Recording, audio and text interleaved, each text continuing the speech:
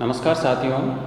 आज वाली क्लास में अपन हॉब्स के जो आगे का टॉपिक है उसके बारे में अपन चर्चा करेंगे। जो पिछले वाली क्लास थी उसमें अपन ने हॉब्स का जो जीवन परिचय है, उसकी पुस्तकें हैं, संपूर्णता संबंधी सिद्धांत है, उसके बारे में अपन ने चर्चा की है।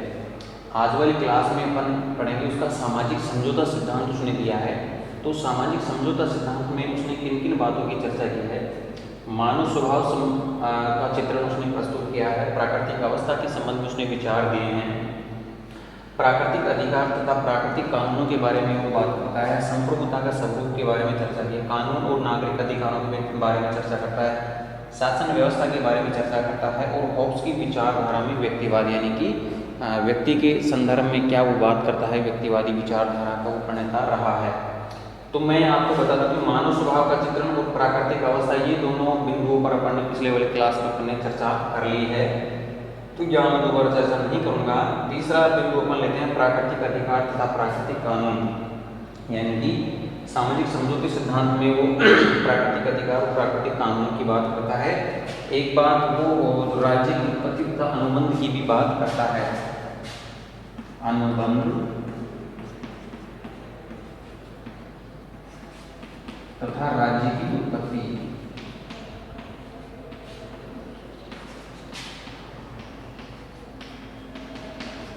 यानी कि राज्य की उत्पत्ति किस प्रकार हुई उसकी भी वो बात करता है। सबसे पहले अपन बात करते हैं प्राकृतिक अधिकार तथा प्राकृतिक कानून के बारे में। वो क्या कहता है? वो कहता है कि प्राकृतिक अधिकार तथा प्राकृतिक कानूनों में अंतर करते हुए कहता है कि प्राकृतिक अधिकार का अर्थ है कि प्रत्येक मनुष्य को आत्मरक्षा हेतु आवश्यक समस्त कार्यों को करने की स्वतंत्रता, यानी जो मनुष्य है वो अपने स्वतंत्रता किस प्रकार से करेगा, अपनी आत्मरक्षा किस प्रकार से करेगा। तो प्रत्येक मनुष्य को आत्मरक्षा हेतु आवश्यक समस्त कार्यों को करने की स्वतंत्रता है, उसको वो प्राकृतिक अधिकार का नाम देता है।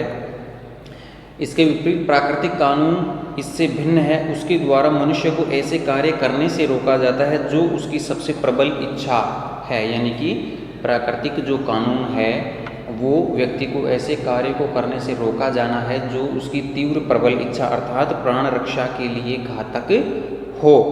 प्राकृतिक अधिकार से स्वतंत्रता का आभास होता है और प्राकृतिक कानून से दायित्व का, यानी कि जो प्राकृतिक कानून है उसके संबंध में कहता है कि मनुष्य ऐसा कोई अनुचित कार्य न करे, यानी कि उसकी इच्छा होते हुए अनुचित कार्य न करे, तो उससे रोकने का अर्थ, रोकने का जो अर्थ है उसको नाम दिया है प्राकृतिक कानून का हॉब्स ने। तो कहता है कि हॉब्स जो है 19 प्राकृतिक नियमों की वो बात करता है, जिनमें 3 जो प्राकृतिक नियम है, कानून है, उनकी वो मोस्ट व्याख्या करता है। तो हॉब्स कहता है कि मनुष्य के प्राकृतिक अधिकार तो एक निरंतर संघर्ष की स्थिति को जन्म देते हैं, किंतु इसके विपरीत प्रकृति के कानून बुद्धि द्वारा निर्दिष्ट वे नियम हैं जिनके अनुसार आचरण करके व्यक्ति सुगमतापूर्वक अपने जीवन की रक्षा कर सकते हैं। यानी कि जो मनुष्य को प्राकृतिक अधिकार मिले हुए हैं वे निरंतर संघर्ष की स्थिति को जन्म देते हैं। इसके विपरीत जो प्राकृतिक कानून है वे उसकी बुद्धि द्वारा निर्दिष्ट वे नियम हैं जिनके अनुसार आचरण करके व्यक्ति अपना सुगमतापूर्वक जीवन व्यतीत करता है। हॉब्स इस प्रकार 19 प्राकृतिक नियमों की बात करता है, जिनमें से 3 वो महत्वपूर्ण बताता है। तो यह आपको परीक्षा में पूछा जा सकता है कि हॉब्स जो है वो कितने प्राकृतिक नियमों की बात करता है। तो 19 प्राकृतिक नियमों की बात करता है।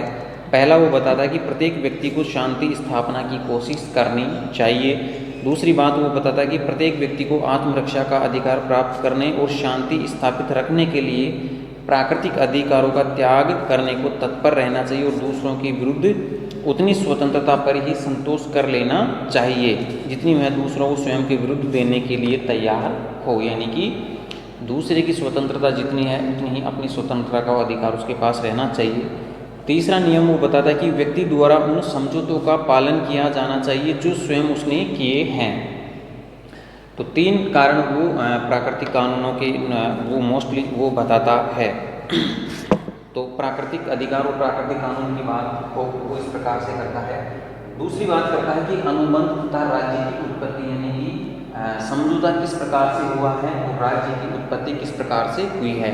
तो अनुबंध के संबंध में कहता है कि मनुष्य जब स्वतंत्र था उसके ऊपर किसी प्रकार का अधिकार नहीं था, तो जैसे जैसे उनकी संपत्ति बढ़ी उनमें आपस में विवाद होने लगा, तो उनको एक आत्मरक्षा के लिए एक राज्य की, एक संप्रभु की आवश्यकता महसूस हुई, तो उन्होंने मिलकर एक संगठन तैयार किया, एक समूह तैयार किया, और होब्स कहता है कि सारी शक्तियाँ उस संप्रभु को सौंपी गई। तो इस प्रकार एक शासकीय राज्य का जन्म हुआ। तो होब्स क्या कहता है इस संबंध में कि जब प्राकृतिक अवस्था में प्राकृतिक नियम विद्यमान थे, किंतु बाध्यकारी शक्ति के अभाव में सभी व्यक्तियों द्वारा उनका पालन नहीं किया जाता था। यानी कि प्राकृतिक नियम तो थे, लेकिन उनका पालन व्यक्तियों द्वारा नहीं किया जाता था, और जब तक सभी उनका पालन नहीं करते, कोई एक व्यक्ति उनका सफलतापूर्वक पालन नहीं कर सकता था। यानी कि कुल मिलाकर बात यह है कि उन नियमों का पालन नहीं किया जाना था।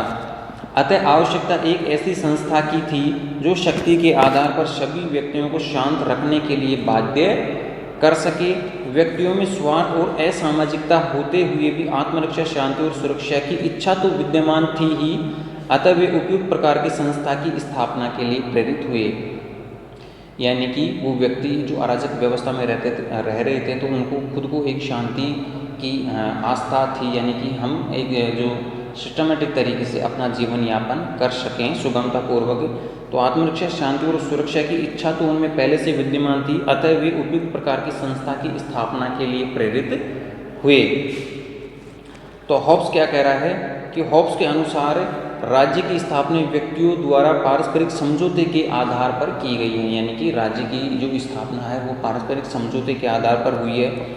होब्स ने इसका सूत्र इस प्रकार दिया है कि मानो प्रत्येक व्यक्ति से कहता हो कि मैं अपने ऊपर शासन करने के सब अधिकार, यानी कि मैं अपने ऊपर शासन करने के सभी अधिकार इस व्यक्ति या सभी को इस शर्त पर देता हूँ या सौंपता हूँ, और उनकी सत्ता इस शर्त पर स्वीकार करता हूँ कि तू भी इसी प्रकार अपने सब अधिकार इसे दे डाले और उसके सभी कार्यों को स्वीकार करे। यानी कि एक स्थान पर होब्स लिख रहा है कि जो राज्य की स्थापना हुई है वो सामाजिक समझौते के आधार पर हुई है, और इस व्यक्ति इस प्रकार कहता है कि मानो प्रत्येक व्यक्ति से कहता हो कि मैं अपने ऊपर शासन करने के सब अधिकार इस व्यक्ति या सभी को इस शर्त पर देता हूँ, और उनकी सत्ता इस शर्त पर स्वीकार करता हूँ कि तू भी इसी प्रकार अपने सब अधिकार इसे दे डाले और उसके सभी कार्यों को स्वीकार करे।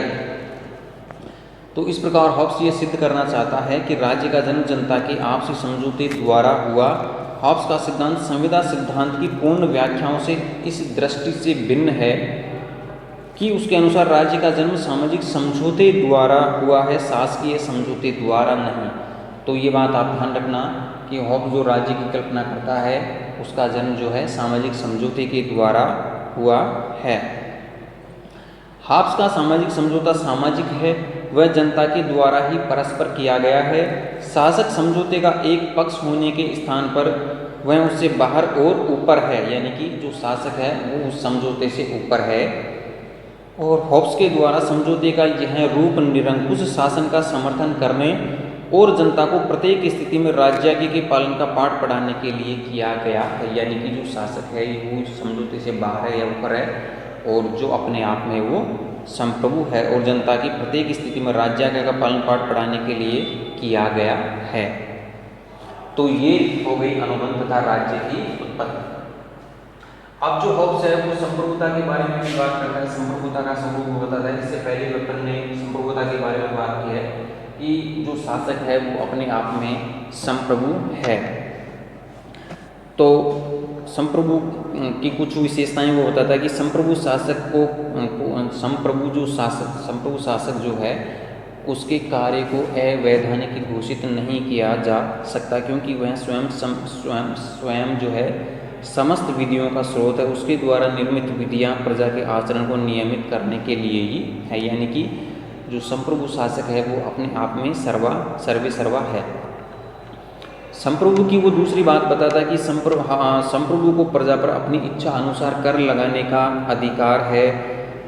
होब्स कहता है कि संप्रभु के द्वारा ही मानव समाज में शांति स्थापित की जाती है, जिसके आधार पर मनुष्य उद्यम में लगकर धन संग्रह करते हैं। इस प्रकार संप्रभु जो कि संपत्ति का विधाता और समस्त संपत्ति का स्वामी है, यदि कर लगाता है या प्रजा की संपत्ति को लेता है तो उसका यह कार्य अनुचित नहीं कहा जा सकता।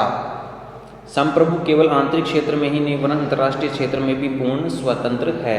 इसलिए जो संप्रभु को है वो कर लगाने का अधिकार है, उसके कार्य को अनुचित सिद्ध नहीं किया जा सकता। संप्रभु के कार्यों की अवहेलना नहीं की जा सकती। यदि कोई समुदाय या समाज ऐसा करता है तो संप्रभु को इस बात का अधिकार है कि वह अपने विरोधी समुदाय का उन्मूलन कर डाले या को नष्ट कर डाले या उनको रोकने का प्रयास करे। वह इन व्यक्तियों पर राजद्रोह का आरोप लगाकर उन्हें दंड दे सकता है, किंतु संप्रभु शासक को प्रजा अपनी तरफ से कोई दंड नहीं दे सकती। यानी कोई राजा की अवहेलना करता है तो उस पर राजद्रोह का आरोप लगाकर उसको जेल में डाला जा सकता है, लेकिन प्रजा को यह अधिकार नहीं है कि वो शासक को दंडित कर सके, और यदि वह ऐसा करती है तो यह कार्य अन्यायपूर्ण माना जाएगा। संप्रभु की शक्तियों का प्रतिपादन करने के साथ उसने संप्रभु शासक की कर्तव्य उत्तरदायित्व का भी उल्लेख किया है कि संप्रभु जो है आंतरिक और बाहरी मामलों में स्वतंत्र है। प्रजा की रक्षा करना और न्याय तथा शांति स्थापित करना उसका राज्य का कर्तव्य है। तो जो संप्रभुता का उसने जो स्वरूप दिया है, उसका विवरण दिया, उसमें शासक को सर्वे सर्वा उसने बताया है कि शासक अपने सभी कार्यों में स्वतंत्र है, उसकी अवहेलना नहीं की जा सकती। इस प्रकार वो संप्रभुता के बारे में विशेषता राजा की बताता है।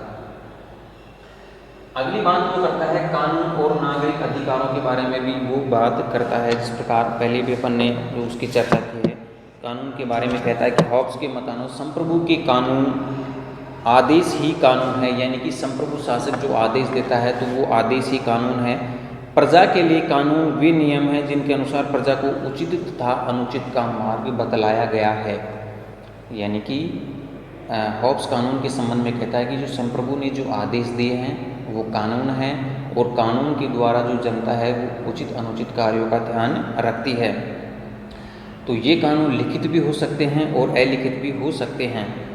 प्राकृतिक कानून राजकीय कानून में यही भेद है कि प्राकृतिक कानून बुद्धि के आदेश हैं जिन्हें केवल आलंकारिक रूप में ही कानून कहा जा सकता है। यानी कि प्राकृतिक कानून के संबंध में हॉब्स कहता है कि वे एक बुद्धि विवेक द्वारा प्रायोजित नियम हैं जिन्हें आलंकारिक रूप में ही कानून कहा गया है, क्योंकि इनका पालन करने के लिए दंड की शक्ति का अभाव होता है।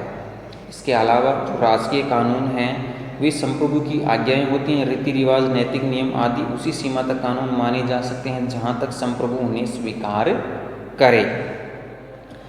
इसलिए प्राकृतिक कानून, नैतिक नियम, रीति रिवाज आदि संप्रभु की क्षमता पर बंधन नहीं लगा सकते। कानून विवेक की कृत्रिम पूर्णता होती है। कानून के औचित्य का निर्णय संप्रभु की इच्छा में निहित उसमें विवेक द्वारा ही किया जा सकता है। इस प्रकार वो कानून और जो इसकी नागरिक अधिकारों की वो बात करता है। अधिकारों के संबंध में कहता है कि व्यक्तियों द्वारा जीवन रक्षा हेतु राज्य का निर्माण किया जाता है, अतः व्यक्तियों की जीवन रक्षा का अधिकार तो राज्य के विरुद्ध भी प्राप्त है, किंतु अन्य सभी अधिकार व्यक्तियों के अनुबंध द्वारा राज्य को समर्पित कर दिए गए हैं। यानी कि जो जनता के जो अधिकार हैं वो एक संप्रभु को सौंप दिए गए हैं, राज्य को सौंप दिए गए हैं। कुछ अधिकार या स्वतंत्र राज्य नागरिकों की स्वेच्छा से दे। नागरिकों को केवल वे ही अधिकार प्राप्त हो सकते हैं। इसका अर्थ यह है कि नागरिकों के अधिकार कानून की सीमा के अंतर्गत ही संभव है। यानी कि कानून के अनुसार जो चीज़ वैलिड है वो ही सिर्फ अधिकार नागरिकों को प्राप्त हैं, उसके बाहर कदापि नहीं। तो इस प्रकार जो हॉब्स है कानून और नागरिक अधिकारों की बात करता है, यानी कि कानून के अंतर्गत जो उचित नियम हैं अधिकार वहीं तक सीमित करने की वो बात करता है। शासन व्यवस्था आप देखते हैं। शासन व्यवस्था के बारे में उसने शासन के 3 रूपों का विवरण किया है या 3 प्रकारों में उसने बांटा है शासन को, और उसने राजतंत्र का समर्थन किया है।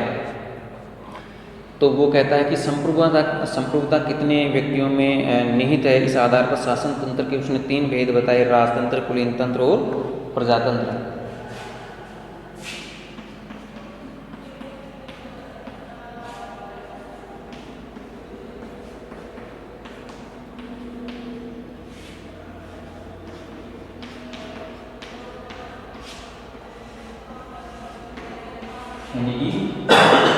शासन व्यवस्था के वो 3 भेद बताता है, राजतंत्र, कुलीन तंत्र और प्रजातंत्र, जिसमें से वो राजतंत्र को सर्वश्रेष्ठ बताता है। वह कहता है कि लोक कल्याण और सार्वजनिक हित की दृष्टि से कुलीन तंत्र और प्रजातंत्र को ठीक नहीं समझा जाता। उसका विचार है कि इन दोनों ही शासन व्यवस्थाओं में राज्य के मुख्य लक्ष्य की रक्षा भली भांति नहीं हो सकती, क्योंकि कुलीन तंत्र में तो शासक वर्ग के व्यक्तियों में निरंतर संघर्ष चलता रहता है और प्रजातंत्र में प्रत्येक व्यक्ति अपने स्वार्थों के लिए निरंतर संघर्ष करता रहता है। इसलिए वो कुलीन तंत्र और जो प्रजातंत्र को है वो बेकार का शासन कहता है। इन दोनों शासन व्यवस्थाओं की तुलना में राजतंत्र श्रेष्ठ है, क्योंकि राजतंत्र में संप्रभुता के लिए संघर्ष होने का कोई प्रश्न उपस्थित नहीं होता। समस्त संप्रभुता राजा में ही निहित है। हॉब्स का मानना है कि मानव होने के नाते अन्य मनुष्यों की भांति राजा भी स्वार्थ होगा, परंतु उसका विचार है कि एक व्यक्ति की स्वार्थपरता अनेक व्यक्तियों की स्वार्थपरता की तुलना में कम हानिकारक होगी। तो इस कारण वो जो है राजतंत्र का समर्थन करता है, कुलीन तंत्र और प्रजातंत्र का समर्थन वो नहीं करता। ठीक है। तो शासन व्यवस्थाओं के संबंध में अगर आपसे सवाल पूछा जाता है तो शासन व्यवस्था उसने 3 भागों में बांटा है, राजतंत्र, कुलीन तंत्र और प्रजातंत्र, और राजतंत्र का वो समर्थन करता है। अब अपन देखते हैं हॉब्स की विचारधारा में व्यक्तिवाद, यानी कि व्यक्तिवाद के संबंध में उसके क्या विचार हैं वो यहाँ अपन एक बार देखते हैं।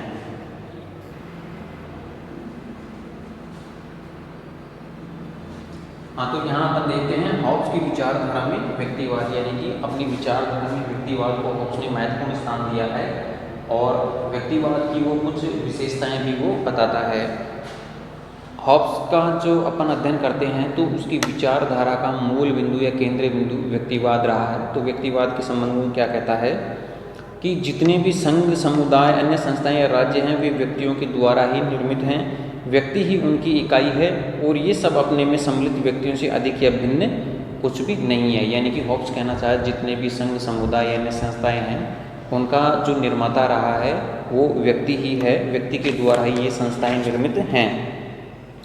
इस दृष्टिकोण से व्यक्ति साध्य है और राज्य साधन मात्र। अतः व्यक्ति की बुराई भलाई, सुख दुख आदि को राज्य और अन्य समुदाय की बुराई भलाई, सुख दुख समझा जाना चाहिए। डैनिंग जो रांती विचारक हैं वो क्या कहते हैं कि हॉब्स के सिद्धांत में राज्य की शक्ति का उत्कर्ष होते हुए भी उसका मूल आधार पूर्ण रूप से व्यक्तिवादी है। वह सब व्यक्तियों की प्राकृतिक समानता पर उतना ही बल देता है जितना कि मिल्टन या किसी क्रांतिकारी विचारक ने दिया है। यानी कि हॉब्स ने व्यक्तिवाद पर अधिक बल दिया है।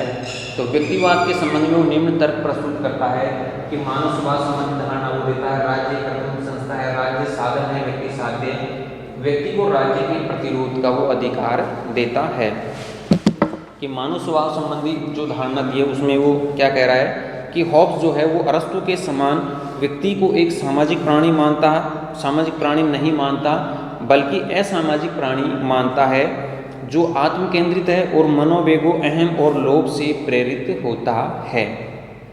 यानी कि मानव स्वभाव संबंधी जो धारणा हॉब्स दे रहा है व्यक्तिवाद के संदर्भ में, तो क्या कहता है कि अरस्तु के समान वह व्यक्ति को सामाजिक प्राणी नहीं मानता बल्कि वह व्यक्ति को असामाजिक प्राणी मानता है जो स्वयं में आत्म केंद्रित, अहम और लोभ से वो प्रेरित होता है।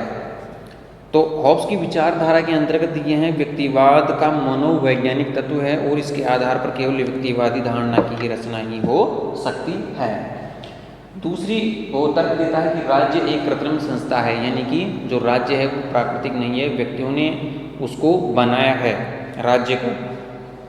तो एक समझौते के तरह राज्य का निर्माण किया गया। तो हॉब्स जो खुद है वो एक समझौतावादी विचारक रहा है और उसके अनुसार राज्य एक कृत्रिम संस्था है जिनका निर्माण सामाजिक समझौते के आधार पर हुआ है। हॉब्स का व्यक्ति प्राकृतिक अवस्था में पूर्ण स्वतंत्रता और राज्य का निर्माण व्यक्तियों ने कुछ विशेष उद्देश्यों की पूर्ति के लिए किया है। इस प्रकार हॉब्स राज्य के प्रति समस्त भावनात्मक का त्याग कर उसे विशुद्ध उपयोगिता के स्तर पर ले जाता है। तो इस प्रकार वो क्या है, राज्य को एक कृत्रिम संस्था का रूप मानता है। तीसरा तर्क वो देता है कि राज्य साधन है, व्यक्ति साध्य, यानी कि अपने उद्देश्यों के लिए व्यक्ति ने राज्य का निर्माण किया है। तो क्या कहता है कि राज्य को एक कृत्रिम संस्था और समझौते का परिणाम मानने का तार्किक निष्कर्ष यह है कि राज्य साधन है और साध्य है व्यक्ति। राज्य व्यक्ति के लिए है, व्यक्ति राज्य के लिए नहीं, और राज्य का अस्तित्व व्यक्ति के जीवन और संपत्ति की रक्षा के लिए है। यानी कि जो राज्य का उद्देश्य है या अस्तित्व है वो व्यक्ति के जीवन और संपत्ति की रक्षा के लिए है। इस प्रकार वो राज्य को एक साधन और व्यक्ति को साध्य मानता है। नंबर चौथा तर्क देता है कि व्यक्ति को राज्य के प्रतिरोध का अधिकार है, यानी कि वो राज्य का प्रतिरोध कर सकता है। वो कहता है क्योंकि राज्य की जो स्थापना हुई है वो व्यक्तियों की आत्मरक्षा के लिए हुई है, अतः राज्य की आज्ञा का पालन करना व्यक्ति का कर्तव्य है। लेकिन व्यक्ति से राज्य की केवल उन्हीं आज्ञाओं का पालन की आशा की जा सकती है जिनके पालन से व्यक्ति को आत्मरक्षा के अधिकार पर आघात न पहुंचता हो। यानी कि होब्स कहना चाहता है कि व्यक्ति का कर्तव्य है कि वह राज्य की आज्ञाओं का पालन करे, लेकिन ऐसा कोई कृत्य ना हो कि व्यक्ति को जो है आत्मरक्षा का अधिकार करना पड़े। वह कहता है कि जिनके पालन में व्यक्ति के आत्मरक्षा के अधिकार पर आघात न पहुंचता हो। होब्स एक स्थान पर लिखता है कि यदि संप्रभु व्यक्ति को अपने आप की हत्या करने, आक्रमणकारी को जख्मी न करने अथवा भोजन, वायु अथवा दवाइयों के सेवन से मना करता है जिन पर उसका जीवन निर्भर करता है, तो होब्स कहता है कि व्यक्ति ऐसे आदर्शों की अवज्ञा कर सकता है। होब्स का व्यक्ति सेना में भर्ती होने से मना कर सकता है, और केवल इतना ही नहीं, होब्स तो व्यक्ति को जेल से भाग जाने का भी परामर्श देता है यदि उसे मालूम हो जाए कि उसके विरुद्ध फौजदारी कार्यवाही की जा रही है। यानी कि जो व्यक्ति है वो राज्य की अवज्ञा, कानूनों की अवज्ञा जो है वो कर सकता है।